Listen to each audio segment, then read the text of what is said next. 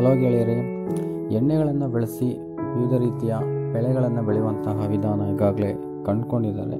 So ಆ ವಿಧಾನವನ್ನು ನಾನು ಸಹ ಪ್ರಯೋಗ ಮಾಡಿ ನೋಡಿದ್ದೇನೆ. ಉತ್ತಮವಾದಂಥ ಫಲಿತಾಂಶನೂ ದೊರೆತಿದೆ. ಸೊ ಯಾವ ರೀತಿಯಾಗಿ ಎಣ್ಣೆಗಳನ್ನು ಬಳಸಿ ನಾವು ಬೆಳೆಗೆ ಔಷಧಿಯನ್ನಾಗಿ ಮಾಡ್ಕೋಬೋದು, ಅಂದರೆ ಯಾವುದೇ ರಾಸಾಯನಿಕಗಳನ್ನು ಬಳಸ್ತಲೇ ಸಾವಯವ ರೀತಿಯಲ್ಲಿ ನಾವು ಎಣ್ಣೆಗಳನ್ನು ಬಳಸಿ, ಅಡುಗೆ ಎಣ್ಣೆಯನ್ನು ಬಳಸಿ ನಾವು ಔಷಧಿ ತಯಾರು ಮಾಡಿಕೊಂಡು ಸಿಂಪಡಣೆ ಮಾಡ್ಕೋಬೋದು ಅನ್ನೋದನ್ನು ನಾನು ಪ್ರಯೋಗ ಮಾಡಿ ನೋಡಿದ್ದೇನೆ. ಉತ್ತಮ ಫಲಿತಾಂಶ ದೊರೆತಿದೆ. ಸೊ ನೋಡೋಣ ಯಾವ್ಯಾವ ರೀತಿ ಮಾಡಬಹುದು ಔಷಧಿಯನ್ನು. ಇದು ಹೊಂಗೆ ಎಣ್ಣೆ. ಇದು ನೀರಲ್ಲಿ ನೇರವಾಗಿ ಹಾಕಿದ್ರೆ ಅದು ಮಿಕ್ಸ್ ಆಗೋದಿಲ್ಲ, ಸಪ್ರೇಟ್ ಆಗುತ್ತೆ. ಬೇರೆ ಬೇರೆ ನೋಡಿ ಈ ರೀತಿಯಾಗಿ ಅದು ತೇಲ್ತಾ ಇರುತ್ತೆ, ನೀರೇ ಸಪ್ರೇಟ್ ಆಗುತ್ತೆ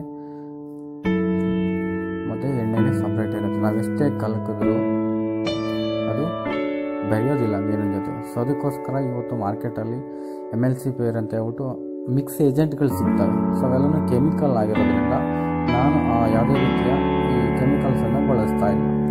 ಎಣ್ಣೆಯನ್ನು ನೀರಿನೊಂದಿಗೆ ಬೆರೆಸೋದಕ್ಕೆ ಮಿಕ್ಸ್ ಏಜೆಂಟಾಗಿ ನಾನು ಕೋಳಿ ಮೊಟ್ಟೆಯನ್ನು ಯೂಸ್ ಮಾಡ್ತಾ ಇದ್ದೀನಿ.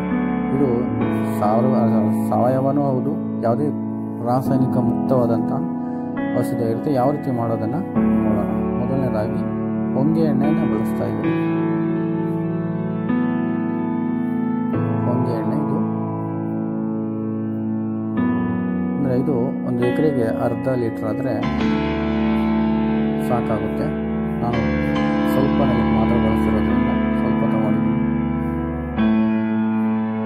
ನಂತರ ನಾನು ಹರಳೆಣ್ಣೆಯನ್ನು ಬಳಸ್ತೇನೆ. ಹರಳೆಂದರೆ ಔಡಲದ ಎಣ್ಣೆ.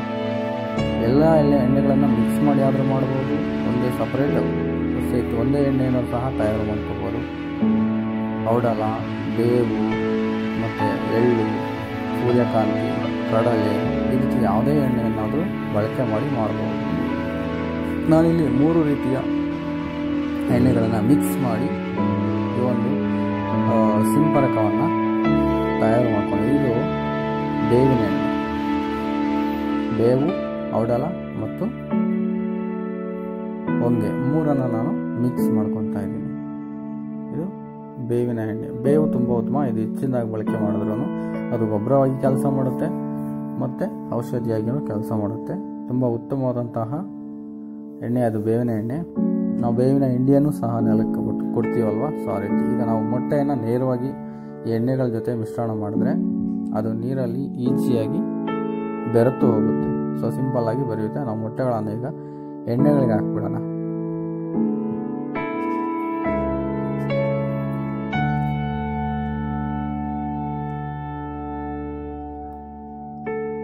ವಿಡಿಯೋ ಮಾಡೋದಕ್ಕೆ ಯಾರು ಇಲ್ಲದೆ ಇರೋದ್ರಿಂದ ಸೆಲ್ಫ್ ವಿಡಿಯೋ ಮಾಡ್ತಾ ಇದ್ದೀನಿ.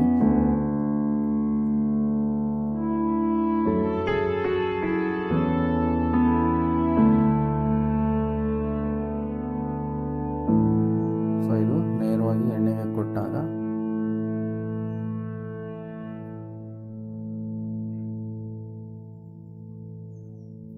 ಅದು ಅದರ ಜೊತೆ ಬೆರೆಯೋದಕ್ಕೆ ಸಹಕಾರಿಯಾಗುತ್ತೆ. ನಾವು ಯಾವುದೇ ರೀತಿ ರಾಸಾಯನಿಕಗಳನ್ನು ಬಳಸ್ತಾ ಇಲ್ಲ ಈಗ.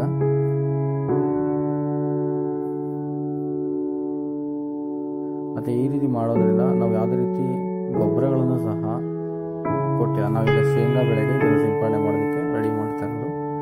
ಸೊ ಶೇಂಗಾ ಬೆಳೆನ ಈಗ ಆಲ್ರೆಡಿ ನಾನು 2 ಟೈಮ್ ಅದನ್ನು ಸಿಂಪಡಣೆ ಮಾಡಿದ್ದೀನಿ. ಅದರ ಫಲಿತಾಂಶ ಸಹ ತೋರಿಸ್ತೀನಿ ನಿಮಗೆ. ಸೊ ಈಗ 2 ಮೊಟ್ಟೆಗಳನ್ನು ನಾನು ಅರ್ಧ ಲೀಟ್ರಿಗೆ ಬೆರಕೆ ಮಾಡಿದ್ದೀನಿ. ಸೊ ಇದನ್ನು ಚೆನ್ನಾಗಿ ಮಿಕ್ಸ್ ಮಾಡೋಣ. ನಾವು ಈ ರೀತಿ ಆದರೂ ಕೋಳಿ ಮೊಟ್ಟೆ ಕೊಡ್ಬೋದು, ಇಲ್ಲ ಕೋಳಿ ಮೊಟ್ಟೆನೇ ಸಪ್ರೇಟ್ ಮಿಕ್ಸ್ ಜಾರ್ಗೆ ಹಾಕ್ಬಿಟ್ಟು ಅದನ್ನು ಗ್ರೈಂಡ್ ಮಾಡಿ ಆದ್ರೂ ಡೈರೆಕ್ಟ್ ಕೊಡ್ಬೋದು. ಸೊ ಈ ರೀತಿನ ಮಿಕ್ಸ್ ಮಾಡ್ಬೋದು. ಸೊ ಈಗ ಇದರ ಒಂದು ಕ್ಯಾಪನ್ನು ತಿರುಗಿಬಿಟ್ಟು ಚೆನ್ನಾಗಿ ಮಿಕ್ಸ್ ಮಾಡೋಣ. ಯಾವ ರೀತಿ ಅಂದರೆ ನೋಡಿ.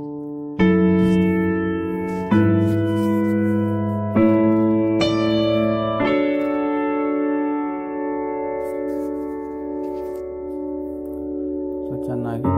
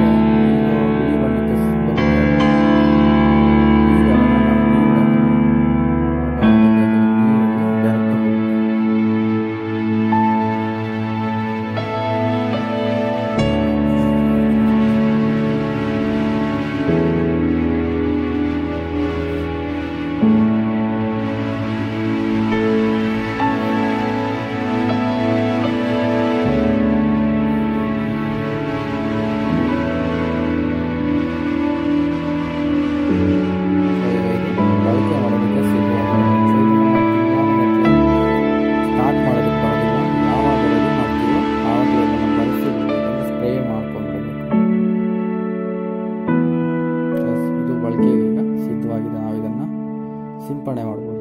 ಎಸ್, ಇದರ ಒಂದು ಅಂತಿಮ ನೀಲಿ ಬಣ್ಣಕ್ಕೆ ಬರುತ್ತೆ. ಈ ರೀತಿ ತೆಳುವಾಗುತ್ತೆ. ಸೊ ಇದು ನೀರಿನಲ್ಲಿ ತುಂಬ ಸುಲಭವಾಗಿ ಬೆರೆಯುತ್ತೆ. ನೀರಿಗೆ ನೀರಲ್ಲಿ ಇದು ಬೆರೆಸಿದ್ರೆ ಹಾಲಿನ ಬಣ್ಣಕ್ಕೆ ಬರುತ್ತೆ ನೀರು. ಸೊ ಅದನ್ನು ನಾವು ನೇರವಾಗಿ ಸಿಂಪಡಣೆ ಮಾಡ್ಬೋದು. ಯಾವುದೇ ರೀತಿ ಸೈಡ್ ಎಫೆಕ್ಟ್ಗಳು ಸಹ ಇರೋದಿಲ್ಲ. ರಸಾಯನ ಕೀಟಗಳು. ಸೊ ಇದರ ಒಂದು ಉಪಯೋಗ ಏನಪ್ಪಾ ಅಂತಂದ್ರೆ, ಎಲೆಯ ಮೇಲ್ಭಾಗದಲ್ಲಿ ಒಂದು ಎಣ್ಣೆಯ ಪದರ ಸ್ಥಿರಗೊಳ್ಳುತ್ತೆ. ಎಣ್ಣೆಯ ಪದರ ಸ್ಥಿರಗೊಂಡಾಗ ಯಾವುದೇ ರಸ ಹೀರುವ ಕೀಟಗಳು ಎಲೆಗಳನ್ನು ಅಷ್ಟು ಬೇಗ ಅಂದರೆ ಹೊಂಗೆ ಮತ್ತು ಈ ಎಣ್ಣೆಗಳನ್ನು ನಾವು ಸಿಂಪಡಣೆ ಮಾಡೋದ್ರಿಂದ ಅದು ವಿಷವಾಗಿ ಪರಿಣಮಿಸಿ ಹುಳುಗಳು ಬೇಗನೆ ಸಾಯುತ್ತೆ. ಬೆಳಗಿನ ಜಾವ ಮತ್ತು ಸಾಯಂಕಾಲ ಈ ಒಂದು ಇದನ್ನು ಸಿಂಪಡಣೆ ಮಾಡೋದು.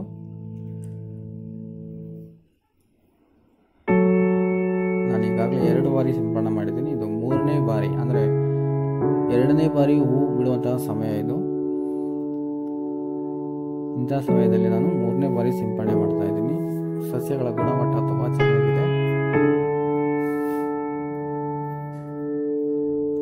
ಪ್ರತ್ಯೇಕವಾಗಿ ಈಗ ಸಸ್ಯಗಳನ್ನು ತೋರಿಸ್ತೀನಿ. ಇಷ್ಟು ಫಲಿತಾಂಶ ಇದೆ ನೋಡಿ. ಯಾವುದೇ ರೀತಿಯ ಅಂದರೆ ತಂಬಾಕು ಕ್ಯಾಟರ್ಪಿಲ್ಲರ್ನಂತಹ ಯಾವುದೇ ಹುಳುಗಳು ಇದರಲ್ಲಿ ಕಾಣಿಸ್ತಾ ಇಲ್ಲ. ಸೊ ತಂಬಾಕು ಕ್ಯಾಟರ್ಪಿಲ್ಲರ್ ಇದ್ರೆ ಎಲ್ಲ ತಿಂದ್ಬಿಟ್ಟು ತೂತಾಗಿ ಕಾಣಿಸ್ತಾ ಇದೀವಿ ಆ ಒಂದು ಎಲೆಗಳೆಲ್ಲ. ಕೇವಲ ಒಂದೇ ಅಲ್ಲ ನೋಡಿ, ಅಲಸಂದೆ ಇದೆ. ಅಲಸಂದೆನೂ ಸಹ ತುಂಬ ಉತ್ಕೃಷ್ಟವಾಗಿ ಬೆಳೆದಿದೆ.